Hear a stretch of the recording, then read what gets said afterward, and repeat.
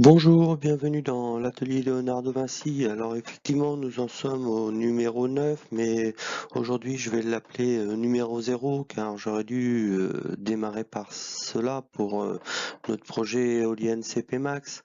Alors je reviens sur une œuvre de Léonard de Vinci qui s'appelle Le Déluge. Alors le Déluge, il dessine ses figures à partir de 1517, et ceci s'associe à un projet que je décris largement dans un livre, La Villa Progrès, hein, la Villa des Progrès, qui semble être un hôtel de poste à La Ferté-Beauharnais, ou dans cet hôtel de poste qu'il fabrique pour éduquer, hein, par l'erreur. Donc c'est une maison tordue dans tous les sens, avec une cheminée qui semble s'écrouler, et dans les écrits qui la détaillent, il nous parle de l'œuvre du déluge. Alors cette œuvre du déluge est censée se trouver sur l'une des cheminées de cette maison que je vous présente, hein. Donc on a vraiment l'impression qu'elle s'écroule, mais en définitive pas du tout. Elle est très stable, et elle est construite comme ça, et impressionne par son déséquilibre visuel. Donc pourquoi le déluge? Le déluge, c'est une conception globale, hein, dans le Val-de-Loire, notamment par Chambord et par cet hôtel des Postes, hein, qui est censé accueillir les émissaires du Saint-Empire romain germanique qui traversent la France pour se rendre en Espagne, hein. C'est un hôtel.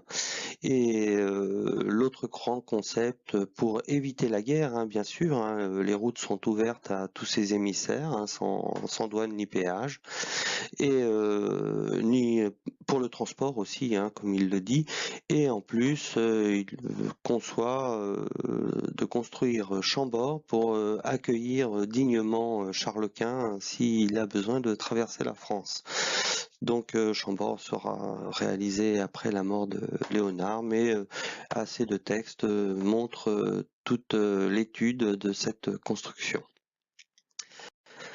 Donc maintenant, l'extrapolation, hein. Donc le déluge, il propose de mettre ça sur une cheminée, hein. Bon, c'est relatif à l'époque, hein, qui est très chrétienne, hein. Donc en cas de guerre, hein, nous aurons droit au déluge. Mais enfin, il faut peut-être regarder plus profondément la réflexion de Léonard de Vinci, hein. Il nous met ça sur une cheminée, faisant certainement l'amalgame entre le réchauffement et puis la vapeur d'eau, hein, donc l'ébullition, et en extrapolant, on peut, à force de chauffer, chauffer, chauffer, arriver à ces extrémités. Alors bah nous aujourd'hui, effectivement, on chauffe, hein, les voitures, les cheminées, et nous sommes arrivés à un semblant de dérèglement climatique avec inondation. Donc je trouve cette réflexion de Léonard de Vinci, si tel est le cas, très judicieuse. Alors bon, pour nous, on va réfléchir aussi, hein, donc vers une solution d'équilibre. Eh bien, nous dépensons, très bien. L'idée, c'est de récupérer tout ce que l'on dépense, hein, et un artifice assez agréable semble être la vélocité du vent.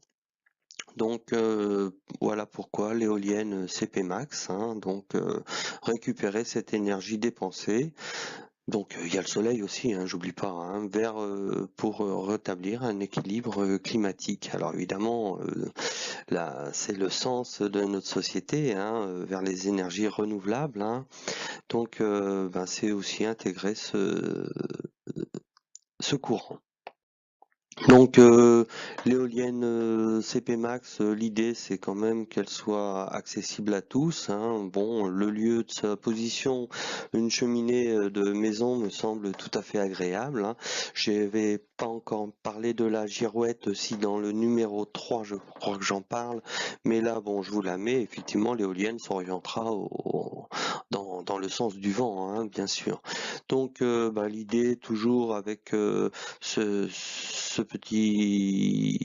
petite histoire du colibri, hein, qui, devant un incendie, apporte des gouttes d'eau et étonne tous les animaux de la forêt, hein, en rigolant même de cet exploit. Mais bon, enfin, lui, comme il dit, hein, il fait sa petite part de travail pour éteindre le feu. Allez, à bientôt pour la suite de l'atelier Léonard de Vinci.